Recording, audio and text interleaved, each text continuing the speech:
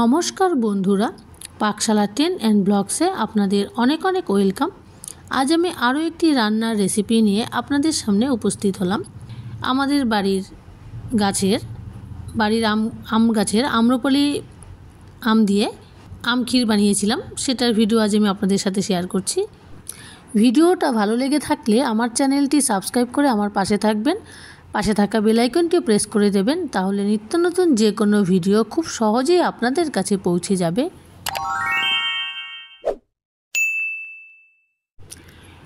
আম ক্ষীর রেসিপিটি তৈরি করবার জন্য গোবিন্দভোগ চাল নিয়ে নিয়েছি। এই গোবিন্দভোগ চালটা আমার বাপের বাড়ির। 1 কিলো দুধের পায়েসের জন্য 100 গ্রাম চাল নিয়ে নিয়েছি। আর আম্রপালি আম এভাবে কেটে নিয়েছি। এবারে পাকা আমের পাল্প তৈরি করে নেব। তার জন্য মিক্সার গ্রাইন্ডারে আমের টুকরো নিয়েছি। ঠিক এরকমভাবে মিহি করে পাল্পটা তৈরি করে নেওয়া হয়ে গেছে।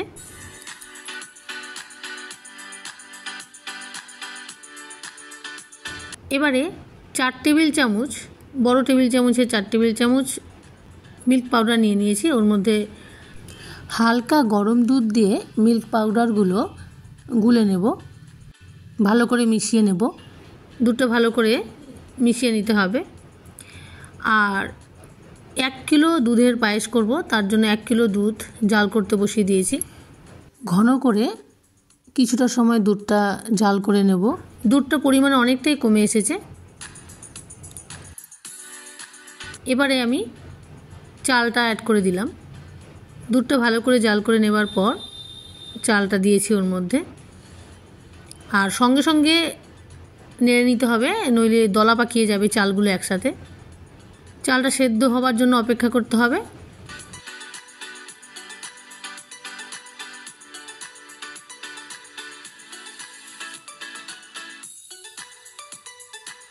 কিছুক্ষণ বাদে এলাম, দেখছি চালটা সেদ্ধ হয়েছে কিনা, একটু দেখে নেব ভালো করে।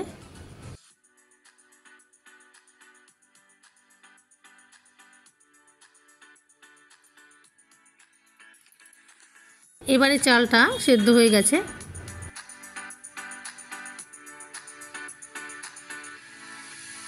চালটা সেদ্ধ হয়ে যাবার পর আমি চিনি অ্যাড করলাম ওর মধ্যে। চিনিটা আপনাদের টেস্ট অনুযায়ী ব্যবহার করবেন, আপনারা যেরকম মিষ্টি খাবেন সেরকম। আমরা চিনিটা একটু হালকা মিষ্টি খাই, তাই চিনির পরিমাণটা আমাদের টেস্ট অনুযায়ী ব্যবহার করেছি। আপনারা যেরকম মিষ্টি খাবেন ঠিক সেরকমই চিনিটা ব্যবহার করবেন। এবারে গুলিয়ে রাখা মিল্ক পাউডারটা অ্যাড করে দিয়ে ভালো করে নেড়ে চেড়ে নেব। মিল্ক পাউডার দিলে টেস্টটা একটা অন্য মাত্রায় এনে দেয়, স্বাদের পরিমাণটা দ্বিগুণ বেড়ে যায়। আর এর মধ্যে কোনোরূপ আমি তেজপাতা, এলাচ ব্যবহার করিনি, তাহলে আমের যে একটা গন্ধ থাকে, সুন্দর ফ্লেভার, সেটা আর থাকে না, তাই আমি এলাচটা ব্যবহার করিনি। এবারে আমের পাল্পটা অল্প অল্প করে অ্যাড করব আর ভালো করে নেড়ে চেড়ে নেব।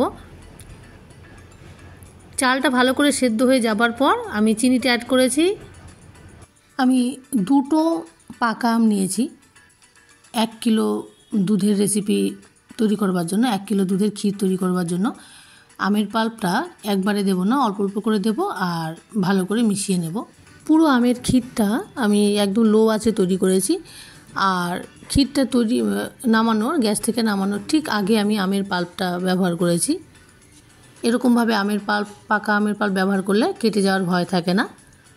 আরও কিছুটা আমের পাল্প অ্যাড করে ভালো করে নেড়ে চেড়ে নিতে হবে। আমাদের বাড়ির গাছের যে আম্রপালি আম খুব মিষ্টি।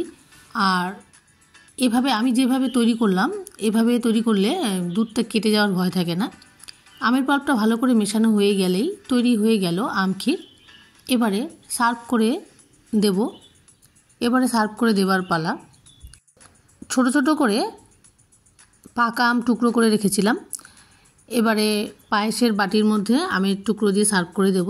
এরকমভাবে আম দিয়ে পায়েস তৈরি করে খাওয়ার মজাই আলাদা। আমার আজকের এই রেসিপিটি ভালো লেগে থাকলে লাইক, শেয়ার, কমেন্ট করবেন আর আমার চ্যানেলটি সাবস্ক্রাইব করে আমার পাশে থাকবেন। ধন্যবাদ। আজকের মতো এখানেই বিদায় নিচ্ছি।